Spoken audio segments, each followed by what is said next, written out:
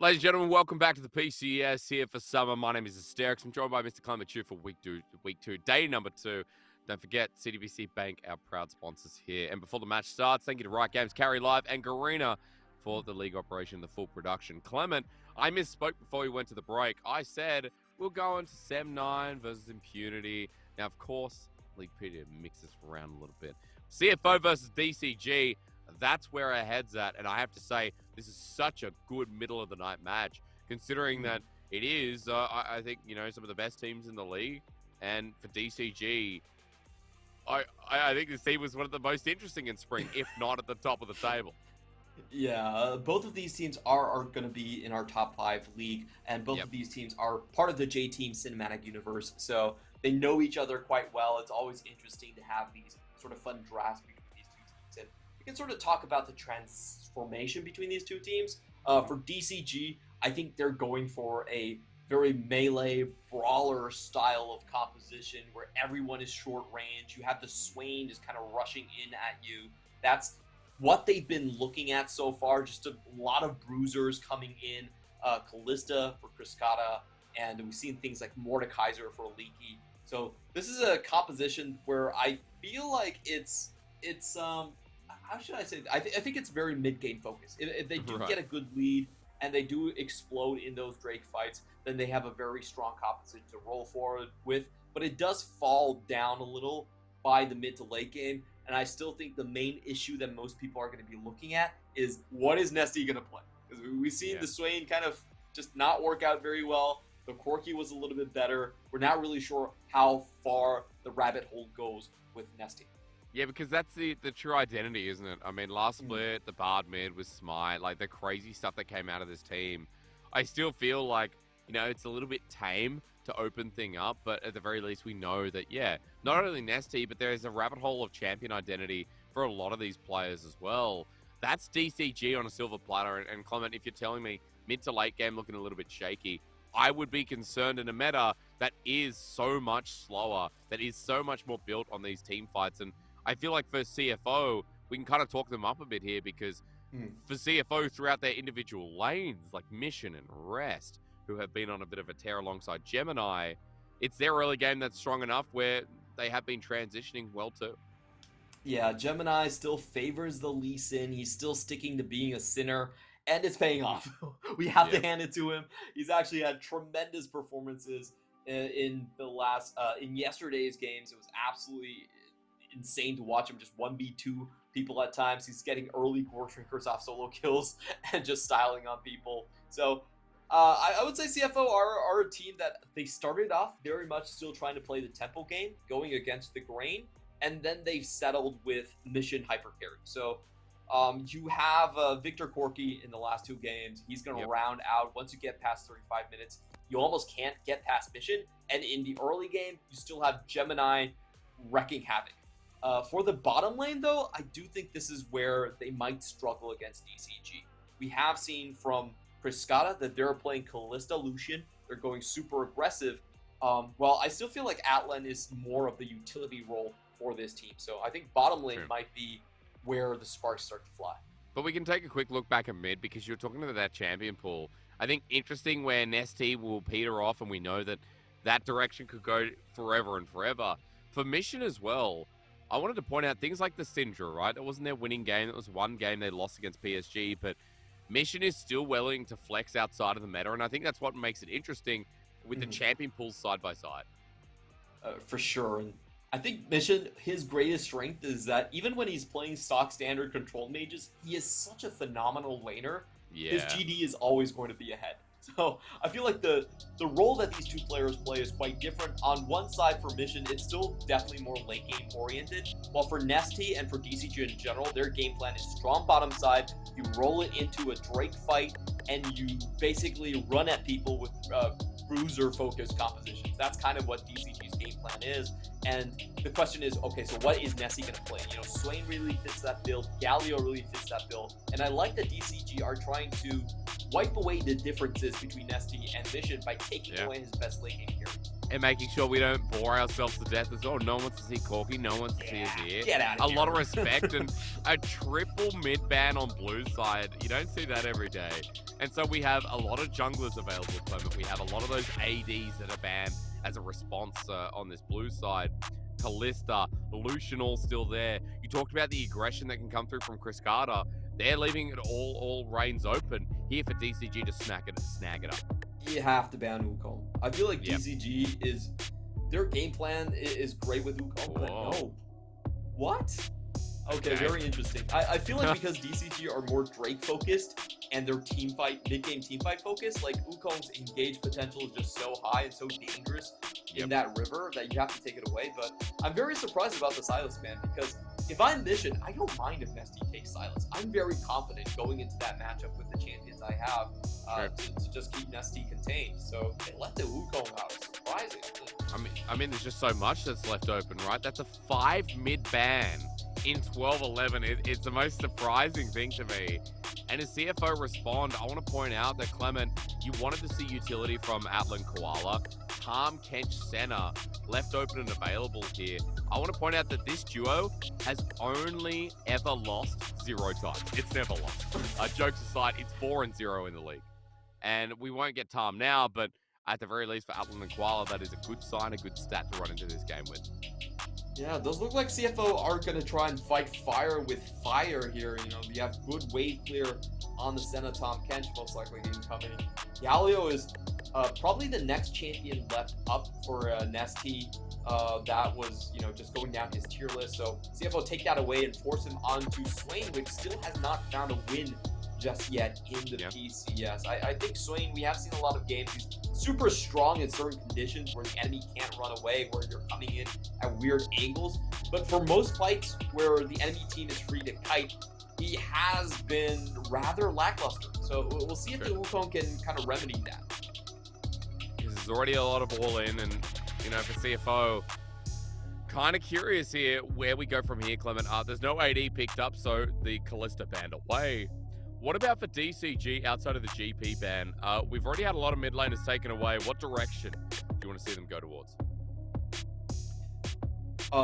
Sorry, could you go again? You mean the bottom lane for DCG? No, I want you to tell me a little bit more about what DCG should be banning away against CFO. Solo lanes, like, they need to be taken. I'm thinking about just engage potential in general. Like, if there's a Swain, you really want to think about champions. I would be more afraid of the Nautilus, to be honest, but it looks like CFO just want to take away all the available AD carries at this point and force Kriskata onto something like an Ezreal. So far as, you know, if Felios is still there, you could still go for that, but I don't think it's a particularly appealing option. It's probably the best one left in the meta, and if you're going to play with a Swain, you might as well, but yeah, it certainly doesn't feel great to go for that pick, and I think DCG in general does like to go for more aggressive bottom lanes. Yeah, that's true. I mean, things like the Jinx still open that Chris Carter has pulled out before, though, if it's worth mentioning. We're just getting a flex around. Chris Carter, the Seraphine's locked in with Ashe. Engage. So, yeah, that adds a bit, doesn't it, Clement? Yeah, we were talking about, you know, what could they possibly pick up here? Aphelios was there, but I feel like Aphelios isn't really that strong at the first item spikes, but Ashe does sort of remedy that, you know. Enchanted Crystal Arrow can definitely push tempo. You can make sure that Swain gets into this position. And Seraphine as well does have that massive encore that you can just split through the enemy composition. So I love this from DCG. They are playing towards their style. There's a lot of fun picks that we haven't seen just yet. While CFO are playing it relatively safe, and I think they're throwing it back into a super late game strategy with rest, side lane, split push. True. Slow paced game, Kale, Viego, we're gonna center Tom, like opposite sides of the coin, Clement. I just want to see how this rounds out, though. We've seen a lot of Ashe support coming through in solo queue for quite a while. Yeah. I just want to know where this gets placed, because at the end of the day, you know, we see farming Tom against Senna. Now it looks like it is going to be Woody piloting the Ashe, with Chris Carter going on the center without, you know, the center aside. That's crazy. Yeah, I just realized that they didn't swap at the last moment here. So Okay. we have, we have seen like some weird Ash builds out there, like pure utility Ashes. Yep. I'm not sure I'm a huge fan of it, to be honest. And I will say this, like the bot lane is very vulnerable to ganking. Yeah. These champions have no escapes whatsoever, and if they get knocked up by a top bench, that's kind of the end of it. So I expect a slow laning phase, and just holding all your chips coming in for Drake fights. Moment. I'm spamming two things in solo queue right now. One is Seraphine support, the other is Ashe support. The reason is because as soon as you get Mandate and Lucid Boots, your ult's on a 47-second cooldown. Your W on a 3.5. It is so silly. It is so, comedic. And I just love the fact that in a pro game, DCG, this crazy drafting team that we got used to in spring, has brought out something a little bit more different, once again shaping up their identity. It's going to be fun to watch here because momentarily we'll be able to see what Woody's going for with Chris Carter. Because it is actually Halo Blades taken now. It's normally Comet on the Ashe for the W spam. Interested to see as we go down. Yeah, it's still an Ashe support, so looking maybe more at an AD base. Oh, well, here we go. You know what? I'm going to let you lead on this one because you are the poke support master. I'm very interested to see how this works out. So, right off the bat, I want to say I actually do favor DCG's composition. I feel like their composition has a much clearer focus on what they want to do with this composition. Yeah. However, this bot lane has to be played to perfection. This is one of those bot lanes that if it goes sideways, it can go sideways pretty fast. Yeah. So we already see Gemini starting out on the top side. He's going to be heading bot lane, and you have the early wards down to make sure that there is no level 2 gank from the Wukong, so we're most likely going to see some sort of shove here from CFO, bounce back into a potential gank. As I say that though, Gemini going for an unexpected play. Maybe they did catch out the Wukong somewhere, and Gemini instantly going to go for everything. Yeah, because it's a real quick play. Gemini not even thinking twice about it, you're right. There must have been some kind of information, and for DCG, Hana working his way up to the top side, so this will be kind of interesting to watch this play out. As Gemini, Clement, you and I were singing his praise. I think it's a bit of story time because this guy, his least in the last game or even the debut game, it has just been so slick to watch. And I think probably shaping up to be the best jungler this split so far. I definitely concur with you right now. I feel like in the past, you definitely would have said River is always filling up that slot just because the team overall success was better. But I feel like Gemini has always been sort of overdue for an MVP. I feel like Gemini has been our best jungler in just individual performance. Sure, I feel like he's had some pretty bad games in the playoffs, which is kind of what's kept him behind in terms of the recognition. But when you look at these early games and who is still left playing strong Lee Sin early games in the league, you have to hand it to Gemini. He's pretty much the only one. I mean, this strong Viego gameplay as the ward spots out Hana here. So now into the bottom side, spotting out that simple ward, but it is also going to be getting a double ward treatment with 2 in the river already seen. You can see that Gemini is able to get the scuttle, go back to his camps, and start clearing up towards the top side, while Hana has used this to try and impact top, Clement. Yeah, and Rust is pretty far out here, but he's going to spot Hana. On a ward, trying to bait it out. Rest is still here. Heals up, and Hana's able to get some trade off, but the burn is nothing more than a half HP trade. So Rest still plays with it, but Hana goes to take away some more camps. This is beautifully done by Rest. Look at his wave. It's pushing in. The ward was spot on, catching Hana right outside the brush here. So Rest is still in a relatively comfortable position with Leaky going a bit low.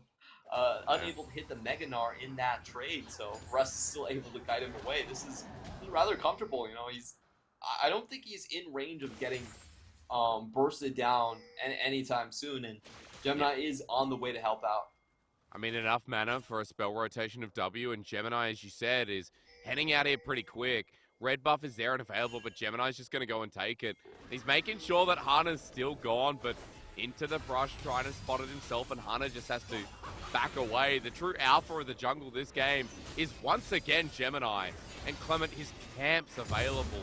Lead him to another topside invade if he wants it. Leads him to punish mid, punish top, as the wave's in a great spot. Like, the CFO, this is what we compliment. Solo lanes and jungle just seem to be on a different level. Oh boy, this opening from Gemini is definitely just a chef's kiss. You know, he gets the early invade down. The coordination with the top lane is just so beautiful to watch. I honestly think Rest had those minions in the pixel perfect position. He had the ward in the right place. He wastes time from Hana, makes him stay there, and then Gemini comes in with a level lead plus an item back. And, you know, that's just, well, I guess there's nothing for me to do right here. He's even going to catch Hana on the other side of the map at the same time. This vision, it just hurts so much. Watching Hana lose absolutely everything. Gemini continues walking down. Krugs are there too. And he's making sure that Hana's not going to try and contest the rest of his jungle. So as that Wukong goes up towards topside once again, Gemini puts himself in the position to threaten the bottom lane that we didn't get to talk about, Clement. This Ashe support with Seraphine AP carry. It's been in an okay place, but now that Gemini's here, the threat is going to make it a little bit more difficult. So we're going to watch the jungling once again. Let's see if Ashe actually just misses. Right. So he sees that the camps are up. Doesn't spot Gemini whatsoever, and I guess the observer is trying to show us that DCG was very well aware Gemini was somewhere in their bottom quadrant. If you look at all of the camps, and Gemini isn't on any of them, despite all of the camps are being up, your logical conclusion should be that yeah, he's invading. He's somewhere there. You're right. So maybe logics don't come across as Hana is once again in the topside position, but getting away the smite's good. However, Rest is level 6 and that ulti available stops any kind of trade that comes through. He's going to back once again. He dropped a control ward in, trying to get his own vision here, but a DCG through their jungle right now, still not looking the best. Clement, I want to say, however, that at least the CS gap up in the top side for Leaky is doing what it should, and Bot hasn't exposed any weakness through the laning phase that you said was crucial that Chris Carter and Woody get through. Exactly. So to talk a little bit more about DCG's setup, they will lack a bit of damage when it comes into the late game. You have support Ashe, you have basically another support in Kriskata, so they really need to get things done in the mid. And I think this is the most critical part where we're gonna come, we're gonna start seeing really early on. We're almost at the point of the Herald right here, so we have to pay close attention to how these lanes are getting pushed out again. And right now it seems like CFO definitely have the advantage here, at least with the vision. I mean, it's easy to say. Hana over the wall. He's got a smite. Oh, no, he doesn't. It's actually on cooldown as well. Gemini hit 6 off of the blue buff. This time, Hana had to watch it go down. I mean, this jungling is brutal, and it's just perfect timing that Hana just can't keep up with. And Clement in front of the Herald especially, Hana has to go back down, and Gemini's just going to say, well, that's mine for free. They don't have to sacrifice anything. Yeah, this makes things really tough for DCG because they're relying on these objectives to snowball. If CFO just take them for free, that means CFO get to scale on. Like, they don't need to force anything, but in comes the ults. Okay, well, it's good. At the very least here, Chris Carter burns it out, and yeah, the trade on Atlan and Koala is good as a response here, but it is a center lane with a Tarm, so healing will be sufficient. As Gemini gets Herald all by himself, goes back to his camps. We look at the top side and the trading begins. With Rest ulti still held, Leaky's already burnt his own into the Mini-Gnar. He gets the range as Rest is still holding onto the Divine Judgment. Burns it to get a bit of a turn, and Leaky flashes away. Respect granted. And now Gemini here just in case. Interesting. I don't think he would have died. Ooh, Woody going low. Koala with a good tongue lash there. The piercing darkness flies through, and so does the Dawning Shadow. A couple of ultis burned across the map now, Clement, and teams are trying to brew this into a bit of force, but still for CFO, you call that a worthy trade across the map. Yeah, overall, I do think CFO actually wins out on the top side. Mission getting caught, though. Okay, here's the flash. Maybe it's not a win for CFO overall, though, as Mission with the Justice Punch, but it's an ulti burned, and Hana must feel good about making impact in the game as Nesty picks up first blood. Finally, so many trips top, not amounting to much, but he does catch Mission out of place in that one. Mission looks like he was trying to look for an angle, use the hero's entrance, just gets caught out from his own side of the jungle. So nice find over there, and I think the most important thing is that with that kill, we should see DCG being able to push all 3 lanes ahead. They should have tempo in all 3 lanes, and that means they can transition to the Drake. I don't think CFO are going to try and contest this one. Like, it's just such a strong position coming in here into the next Drake in about 90 seconds. I mean, they are up in gold as well. Like, it's 1,000 gold despite all the things we've seen in this early game. And I want to say that Woody will be close to getting 6 at that point as well. Level 5 here on the Ashe. And Clement, I haven't seen Halo Blades before, but at the very least, it does still look like it could be a mandate start. However, there are Swifty boots here, not Lucidity. So Woody could just be another form of damage here for DCG as he now picks up his ult. I think the idea here is he's actually just going to walk into your lane and slow you down so much while the laner wails on you. So, interesting way to play this one. You know, I think this is going for the damage build. Definitely, I think it's a little bit more viable than the AP sort of builds late game. Like, yes, you do get a 40-second Ashe arrow, but do you really need a 40-second Ashe arrow? Like, you're not really going to cast it twice. Well, it depends. It depends. you are right though, because honestly, utility is always important, but you're already talking about damage. And in this game especially, I agree. What damage you're going to have is Leaky in the top side says that kind of damage is going to come through, but Rest still survives it without having to burn his ulti. It's another couple of moments where Leaky has shown prominence here in the laning phase. And coming back to your point, you said that this should be DCG's Dragon. It's just spawned. They've yet to pick it up as we're getting engaged in the mid lane, but it will be a 2v2 if Gemini commits. Yep, Gemini has already been spotted out here, so I don't think DCG has a CFO have a chance into this one. Koala also getting low, so this should be DCG's time to just pull the trigger here. I think they should walk into this one super confidently. Rest's TP is almost up, but it's still a ways off, and like we said, I just don't see CFO being able to contest any of these. And the Hextech Drake definitely quite a strong one here. We're going to take a look at what the Soul is going to be next here. I feel like if you're a DCG, you really want something that grants you immediate power running into people. So I feel like Mountains, it's not going to be Mountain either. Like the Ocean Drake is kind of the worst one for them, but it's the one to get. Yeah, they got no choices. Herald's in the top side here, going to set up for a dive, but Leaky now turns onto Rest as TP from Nesty stops the play in action. Woody has Enchanted Crystal Arrow as well, so good respect from CFO to back away. But further to your point, Clement, you know, we finally have the Dragon for DCG. At least the objective's picked up, because the vision control has been pretty good, despite their early game being about CFO tracking Hana so well. DCG have had good vision in response, and along that river line towards the bottom side, that's kind of kept CFO in check a bit. Yeah, I'll be honest, I don't think CFO's composition really gels that well together. The Galio has no one to use as an anchor point to gap close and start catches. This Galio is actually just kind of a worst victor, in my opinion. This is a takeaway pick. It's just something to deny Nesty from taking, and it's just there to wait for you. You're not really going to see much use out of it. So the next couple of minutes, I would say the next 2 Drakes are still very much a DCG's favor. They're going to be pushing in all of these lanes still, and for CFO, I really see them just hanging back. Like, they might get picked off here and there. If they don't lose a decisive fight, they still should be fine. All right. Well, next couple of Dragons with DCG. Clement, have a drink of water. It's okay. I don't want you suffering over this Galio pick, you know, that much. I don't want your breath being taken away. I got some cat here. Okay. Well, that's...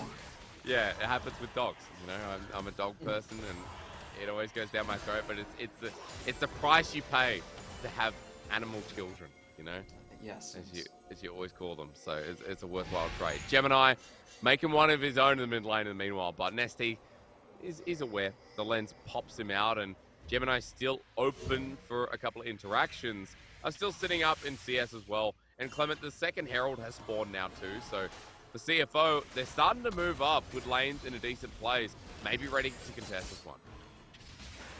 Ooh, this one is going to be rough. I like the timing here. What CFO is saying is that, well, we know that Leaky just went back, so he's going to have 0 Narbar, and this is our chance to get a team fight where we have an extra ult. That's basically the idea here.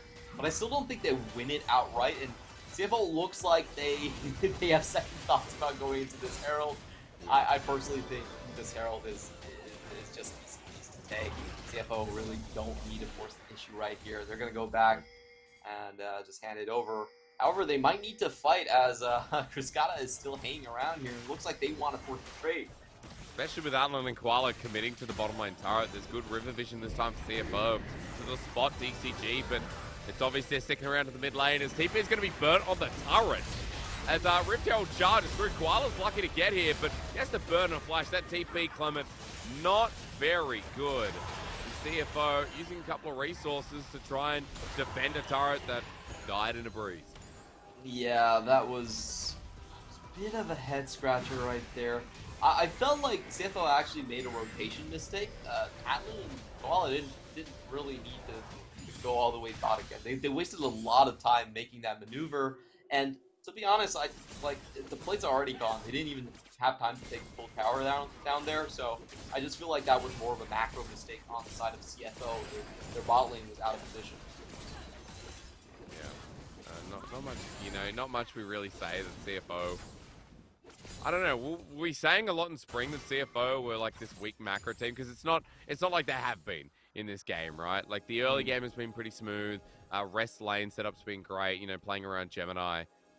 I don't feel like there were many games last split where we had criticism like we just did of Koala.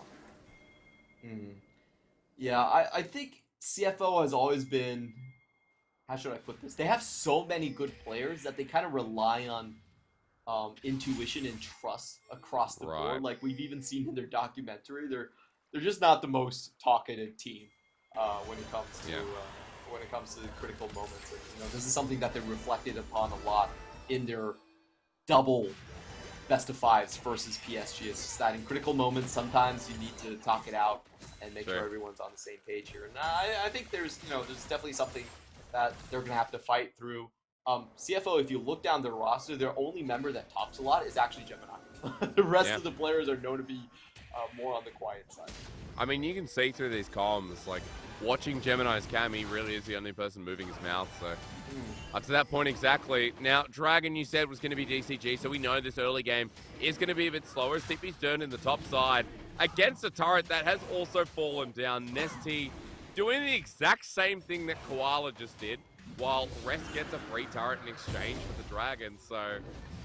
Great for CFO with the game pace that's going on as Crown was picked up here by Mission. Does a good job of denying something against Leaky, and he'll just move back to the turret and defend for now. So Clement, yes Herald, yes Dragon, but CFO aren't that far behind in gold, and you did say that DCG, their damage is going to struggle a bit as we get past the mid game and into the late game. And, this game has been pretty calm, and it hasn't been like it's blown open against CFO.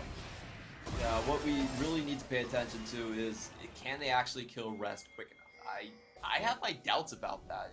He's getting protected here by the setup, by the Tom Kench. Yeah. He has a Galio to zone, so I think it's going to be really difficult. I don't find DCG's composition to have the sort of sustained damage to really take down Rest, and he's ticking up quite quickly. He's already level 12. He's going to get the Om Wrecker, so that's a lot of Omni Vamp going into his build as well. The Om Wrecker, Clement. Not the Om Wrecker. I'm sorry, the Rift. No. Rift Maker. Om Wrecker is much better. You're right. He should get the Om Wrecker as his second item. Should have been a mythic. My bad. What Riot was thinking. It would have been so toxic if that item was a mythic. Just think about how bad Hullbreaker was, and then he put Omraker, make it a mythic. I'm glad they didn't do it. Get the Nasus mains, the Yorick mains, continue back. I don't know what else you build it on, maybe a very Troll Tryndamere build. But yeah, look, further to the point, that second item, Cal, that does start spelling a bit of disaster. We've already seen that Gemini is ahead in items here with his early jungle lead that we all watch play out. And, you know, we are getting mythics across the board. So on the other side of DCG, we are getting that valued strength, Clement. And, you know, we have we have a double Imperial Mandate team. And I'm kind of wondering, like, who props it as? I'll ask that in a second because Leaky's caught out, Justice Punch, and Skidoosh. Here we go. Gemini's down, the whooshy finger hold. And just like that, CFO get one. Hana trying to get another, but it's a Tahm Kench. And look how deep they are. They're going to run. Yeah, a lot of summoners burned here. So in general, the trade is that DCG did end up losing one extra member, but they got every flash on the side of CFO. The next Drake fight is going to be absolutely massive. I don't think CFO want to go into a situation where they have to play around the potential for an Ocean Soul coming up. It's not a do or die Dragon Soul for them anyway, but ooh, nasty. Yeah, and he has stopwatch, so remember that can buy him some time as Woody's coming in, but it's a support Ash without the arrow. Rest still having his ulti available, going to pop the Divine Judgment now, but looks for the turn in trade. He gets it and kills Nesty with his own corpse in the mix. A 1-for-1 for a Kale? I'd say that ain't bad. Yeah, CFO are pretty happy with that one. It was essentially a 1v3, and unfortunately, Swain actually pulled the Kale closer to himself, and you can see Russ having some fun at the expense of Nesty right there. Oh, yeah. Is making sure he feels that one. And if you're CFO, you drag the timers down, you're always happy with that. So Clement, now that we have seen the 1v1 play out, a couple of kills, I really need to ask you about this double Imperial Mandate setup, because Woody has gone the direction that most Ashes go, you know, despite the different rune choice. But I don't care about the replay. Clement, it's a 1v2, it's a cool play. Yeah. You need to tell me what a double Imperial Mandate team does as DCG against a team that has this setup. So the main idea here is you just want to catch Galio and Tahm Kench. Those champions cannot get away, and Kale still has to farm. So if you find anyone on the map and Kale isn't there, you mandate them and you just chase them down. You have the Ashe to follow up on that as well. You have like you have the Wukong to grant him extra move speed too. So the thing is that it's gonna make it very difficult for Rest to actually farm. Like, you can tell Russ right now, he has a minion wave there. He's not willing to go forward to it. Because if he leaves the 4-man there, that's Ashe Crystal Arrow, that's instant chase down. I think that's the main idea behind this build here. And without any flashes, I feel like CFO have to give this one up. Okay. I was going to ask more so because the damage side for DCG, as we go on especially, like, it does feel like we're not going to have as much. Nesty will still have some with Rylai's. Of course, we know what Swain Mid does. His rest is caught out. With the ulti backup and available, mind you, and Hero's Entrance, maybe a defensive tool that we finally get to see. Nesty's here as well, but he uses stopwatch before his Koala's joined in the fun, but Gemini off the wing spotted out, and Leaky about to go into the Mega Gnar, but Koala out with a nice little plunge, and now the Atlan's here as well. CFO, try as they might. Looks like the Dragon will once again be conceded. Yeah, there's no way they can re-engage without the ultimate coming in from the kill. I'm very surprised that they're still willing to go in for this. They're missing so many ultimates while Leaky still has his. They got Scuttle. Maybe that's worth for them. Rest is stepping forward. Koala gets charmed. That's the 3-man encore. CFO, this team fight is just janky. As even Mission tries to go in. Rest is getting low without an ulti. Koala eats him up, but they're lucky to get out of that alive. That was just sketchy as hell. Yeah, and they have to run because Ashe Ultimate is almost coming up, just like you said, and it certainly looks like Woody's chasing them down for it. It fires it down the line, and that's an easy dodge, I guess, for Rest. And unfortunate, as DCG will get the Dragon, nothing more, at least now, Clement. They are on Soul Point. If I'm CFO, I'm still in the gold lead. I know Ocean, to be honest, isn't even the most important one. I would say I still think, like, in this case where you're trying to just rush down and survive through the damage of someone like a Kale, Mountain's probably the most important one.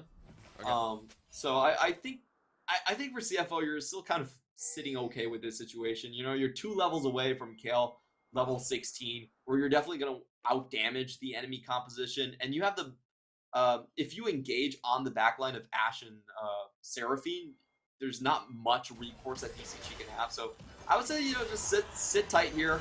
As long as you don't give over a massive team fight for CFO, you're kind of sitting pretty. Okay. As simple as that. Don't give over to anything too massive. I mean, DCG keeps searching for these picks off in the side lane. And it's on to Gemini this time, who's hanging back a little bit. But Mission has the ulti. You know, Koala as well is always kind of a jump away. And it feels like for DCG now really struggling a little bit just to find some of these pickoffs. And 3.5 minutes, maybe CFO commit the fatal error then, Clement. Because apart from that, in front of the Baron, I'm not sure how I see it apart from a good arrow. A good setup here from Nesty. Chris Carter with an encore. It's a very curious game to watch this crazy DCG comp, because it's kind of like the last game where Clement, we can see how it works, but we just know all the barriers that it's running into right now. Yeah, it's just the fact that I don't think they've gotten any critical pickups. Koala has been very safe throughout this game, and CFO have actually responded to the picks quite well. There have been moments where Rest is farming in the side lanes, but CFO, with the TP and the hero's entrance, has actually been able to answer most of the picks that would have given DCG quite an open invitation towards the Arbor. Here we go. Okay, well, they're trying at least. Enchant across the arrow, negated by Koala's ulti, but the never move is great. They're jumping on the bottom lane of CFO. And Alan the first to go. The knockups here. It's Wombo City as Rex finally joins in the ult onto Koala over the wall, but now he doesn't have one for himself. The never move great. The Nara ulti from Leaky, even better. And all it takes is one fight, and all of a sudden, DCG swing into control. That's the chase down we wanted to see right there. No hesitation from Nesty. Flashes up the ramp, closes the distance, and he does have the Rylai's to continue sticking on the target right there. So it might have taken 3 ultimates just to get the fight going, but they did it, and CFO were not in position to respond. They weren't grouped up. They needed to walk in one by one from different angles right there. DCG finally find the big, massive play that we've been waiting for. We've been waiting for a bit. We started looking at that timer going up, and boy, oh boy, if there was a specific window to hit, I think DCG picked the perfect one, Clement, because this fight, this was everything in the kitchen sink launched at CFO. Yeah, I have to criticize the positioning here by CFO's bottom lane, walking right in front of the enemy against a Seraphine Ashe. Not good for your health, and you can see here that the soul lanes and the jungler just not in position for CFO. By the time they reach the fight, Alan is dead. They have no front line to fall back onto, and that was just, I've got to say, that was just such a needless route to take right there. You know, the people were converging on the position, but to walk yourself through a choke point like that, it really begs the question. It feels like, you know, I feel like Alan and Koala have not been on top of their game in terms of positioning. True. It's a rough move from CFO's bottom lane. It was scattered, and at the start of this game, I was like, well, I don't look at CFO and go, oh, there's a big macro problem, but what we just saw there was a big problem, Clement. And for DCG now, with Baron and a almost 3k gold lead, they've got an Ocean Soul that, with this team finding more fights like that, yeah, it's not as great as the Souls we talked about, but hey, for a team that has a Swain that's unleashed, for a team that wants to run at you and stay in combat, it's still not the worst Soul that DCG could get. Of course, definitely not going to be the worst one for sure. Honestly, if they can chain CC, Kale up, and keep the fight going for a long time, then they're going to get massive amounts of value. And the most important thing about this Baron, though, is they can snowball a ton of gold and make this fight about that Elder Dragon. I feel like Ocean Soul is a make or break, but Elder is still going to be a must play for CFO. I do think that Rest is going to get a level 16 by that. I'm pretty sure about that. We know it's still 6 minutes off, so definitely going to be the case right here. But the amount of towers that DCG are going to take in the meantime could make this super dangerous. The amount of map control they get, the amount of potential for them to get catches before CFO can get grouped up is going to make the Elder Dragon that much easier. ulti's back up and available as well.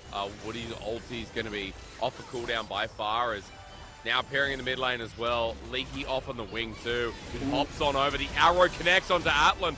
Forces the ult from Koala, as that encore was a little bit shy late.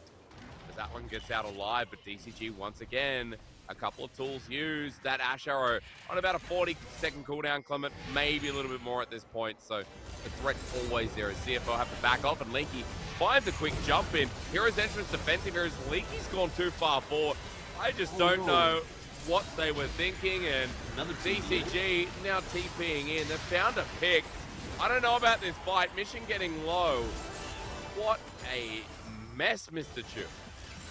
Yeah, Leaky falling down there. He does get the tower he needed to, and the Baron buff did go down in the meantime. So, not the biggest of losses there, but you definitely don't want any of that gold going over to the enemy team at this point. So, as the dust settles down, let's take a look at the gold lead so far. We have a 4,000 gold lead going in to a level 16 Kale at Elder. That is the biggest thing that is happening on the map right now. Yeah. And to look at things, I still think it's going to come down to mainly positioning. I feel like DCG at this point, they do have the stronger map control. They can group up. They're forcing all lanes. So if they use this wave, push bottom and mid all the way, and then just control the ramps with the Seraphine ultimate and with the Never Moves coming in from Swing, they should have a very punishing position right here. I honestly feel like Rest has to flash into the team fight to get things going. True. I think it's a valid point. Talking about the chokes as well, like Chris Carter connects, Nesty connects, Woody gets an arrow. It all spells doom. There's so much slowing. There's so much immobility caused by DCG's comp. Clement, that engage is, when CFO walk into them, so much more deadly too. So kind of worried here for CFO as Baron spawning in a minute 30, that Elder in 3 minutes 20. For now, they've been given a bit of time, but as we've seen in the past couple of fights, now with DCG having a firm grasp on this game, that lead might not be enough, and DCG, especially with their vision control that they're starting to enhance, looks hard for CFO to stop them from walking into those chokes. Yeah, and the Baron is going to be a big issue here as well.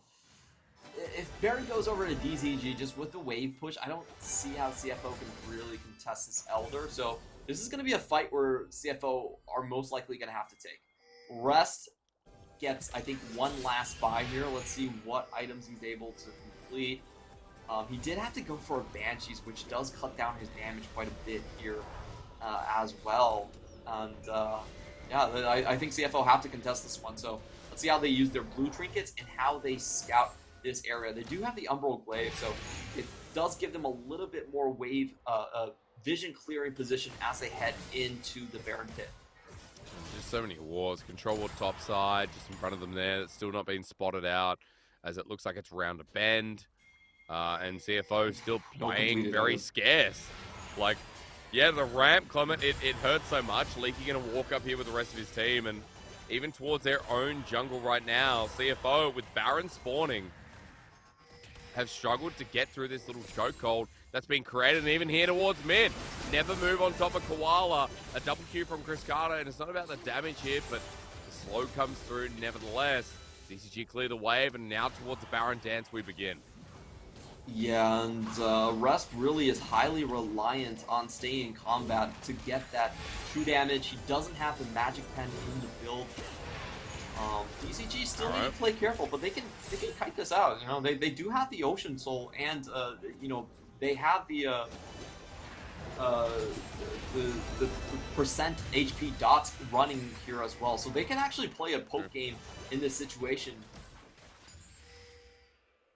I think for CFO, the best scenario here is actually to drag this out until the Elder is up. So you split focus on DCG, and then you make sure you don't have to walk through these situations. And they're doing that now. Koala can step forward by himself, but as the Tom Kench meets 5 members, he flashes, eats up the center, but that won't save his life. The arrow with the follow-up as well. Woody beautiful on this support. Ashes now the route back mission, trying to get out of there in the nick of time, but it only gets him a bit of distance. TP right to the mid lane. They can't clear the mid wave. And Clement, the timing won't work out with Leaky about to go into Mega R2 as he follows over. CFO are a mess. This is a 3-1 team sitting up high in the standings of DCG and making them look foolish here on the 0-3 PCS Kale, heading up 0-4 in the league. Gemini, as he dies, it's just telling a story right now. TP to get out. The Never Move will be stopped by the Banshees, but they're in front of an Elder, and DCG continue to have the map. Yeah, what a weird fight coming in from CFO here. They did, I believe they still had a Squires on that one, but they walk into a death trap. You know, they weren't grouped up. If they were grouped up, they would still have a chance at the fight. I just don't really understand the angle that they took. They were so scattered. You know, if you're at a 5-man and you're in formation, you actually have a chance for rest to clear up the entire fight. But they didn't. They were picked off one by one, and I'll be honest, Koala's Devour pretty much killed Atlan. Atlan was actually fine. He still had his flash, but Koala was like, no, you're going down with me. So, interesting maneuvers here. This is also very interesting. I'm pretty sure you could have waited for you to eat, but he just wanted to check right then and there. Yeah. Clement, look at the bar. This is what I'm telling you. Look at the ultimate bar. Oh, boy. Yeah. All right, now he's got Kempuk Chainsword, but we've got 15 ability haste on that item, if I am correct. So, again, Woody's ultimate, it's now just about back. Now. Yeah. Just about now. Like, I'll what was link that? in the sense 20 seconds. 25 seconds or something. It's ridiculous. Support Ash. For anyone out there that wants to climb a little bit, if you can position in lane, if you can get through a laning phase, it is so much fun and it is so easy if you can hit your ults, which there's a chance you can, Clement, because you get them every 30 seconds. I'd call that a pretty high chance. Now, this is the best chance for DCG to end the game. If you're going up against max level Kale, you want all the buffs you can possibly get. You're going to deal massive damage, and it's all going to be about keep away. They need to land one skill shot on rest first. Make sure they get the Banshees. Oh, that was very close. And then they go straight in. I don't think they care at this point. I mean, CFO just have to sit here and watch. Inhibitor's going to go down. And, yeah. Well, DCG continue heading forward. This just looks so hard with the Elder buff coming through. CFO running away, and DCG, they've got a couple of cannon minions behind them, Clement. They're not backing off, and Rest is taking a massive chunk. He's almost down. Oh, my God. Luckily, he has a W. CFO, you guys have to go. I mean, are they going to go? Good knock up here, but the all-in is too late. The next turrets are down. Hana taking up the damage, but Nesty takes none. And disappointing from CFO, the bottom lane constantly caught out, and DCG snapping the jaws shut. They'll tie themselves up with CDBC Flying Oyster and Deep Cross Gaming back near the top here as we round out their game day in Week 2, Day 2. Really nicely done. DCG finally get over the 500 hump, and now 3-2 in the standings, and they take one over CFO, one of the strongest teams as the finalist in playoffs of spring here. They're so happy. You can tell that they're overjoyed about this win, especially against a lot of former teammates here. You know, to talk about this game, I just think, first off, it was a pretty clear draft difference for me. DCG had a much clearer idea what they were going to run. And, you know, we talked about this in the pregame as well. DCG have, I would say they have a pretty stable identity. They know the sort of compositions, the brawler focus, melee compositions they want to run. It fits Nesty's champion pool. I think that's the main reason they're doing it. Nesty, for all of you, those that don't know his champion pool, he's never really been a stock standard control game. He just doesn't play the Victors, the Azirs, the Orianas of the world well. He's much better on some of these janky champions like Vigar and Swing. That's just kind of his style. So they built that composition around him. They built that identity around him. And then they have picks to swap for Criscata. Like, the one thing I admire about Criscata so much is that he's been an 80 carry rookie that's been willing to try anything. I feel like the team just has so much faith in him. We've seen it in the previous seasons as well, where he's just like, okay, you guys want to play double bruiser bot lane? Let's go. You guys want to play mages? We'll hand it to you. It fits the comp. Work with Nesty. We're willing to run. Yeah, and I mean, you and I were talking a little bit about, I think my biggest concern in that comp, Clement, was the damage output. As we talked about late game, like DCG, their options late were, all right, double Imperial lane, yes, it's, still great for chasing people down, but it's going to lack damage. Well, it doesn't matter if we get to one of those strong mid-game fights where before, Koala picks up third, fourth item, before this composition has a level 16 Kale and can team fight effectively. It was a perfect window for DCG, but also massive mistakes from CFO. And as you said, you preferred the comp on the other side, and you can tell why, because the engage didn't come through here. You had a Galio that you said was just a glorified Victor, a much worse version. And with no engage on this team, it's like, well, the Galio is a protect Kale, but, now we have no full AP damage apart from that Kale, right? I feel like there's just jankiness of the setup, as you said in draft. I feel like the Galio was just a straight takeaway, but they didn't really think about what they wanted to combo it with. Like, if you thought about how the team fight needed to operate, it was almost Kale flashing in and instantly popping her ultimate. That doesn't sound ideal. That sounds very far from ideal. And if you look at this fight, I'll be honest though, they didn't really lose off of the comp necessarily. I think the biggest issues was still, Koala kind of just walking himself to death in very odd manners. Like, there were situations where they were walking up a ramp in plain view of Ashe, while their solo laners were nowhere near the situation. So I think in both cases, they actually would have had a pretty decent shot at winning the team fight outright if they were grouped up. But they just, I don't know, it was just so weird to watch because like the face checks were, yes, they were necessary, but they could have had much better formation going into those face checks. Yeah, and that's why I'm just kind of wondering, like, for a team like CFO, how this could kind of happen. And, I'm looking back and I'm like, maybe it's time to, bring Sean back in. That was just a very poor performance by the bottom lane of CBC Flying Oyster, where Rest and Mission, we looked at the laning phase, Rest was in a good place. Mission himself, okay, did well enough. But Gemini started that early game with a massive jungle difference with, a DCG. Their early game was not checking that all the camps were there, and that his blue buff was getting stolen as a result of everything in the enemy jungle being up. So, I don't know, Clement, it's kind of tilting when you look at that and look at how it started, and you look at how it ended. It's not like pure gameplay from CDBC Flying Oyster that there should have been.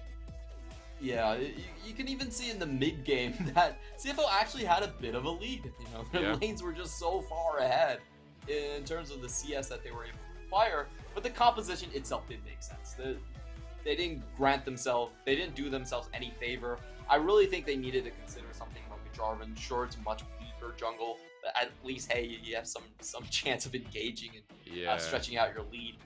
What they needed to do was they needed to attack the Seraphine Ashe lane. That's a double lane with no escapes whatsoever. And Chris got away with it. So congratulations to the perfect KDA MVP performance right here. This is what we know of DCG. They're super creative. They play around Nesty's champion pool well, and they get rewarded. And it's not just Nesty, he pulls out the crazy picks either. This time around it was Chris Carter, and alongside Woody, that bottom lane wasn't entertaining in the first laning phase because, let's be real, they got through it without harm. That's what you said the condition needed to be. They just needed to get through.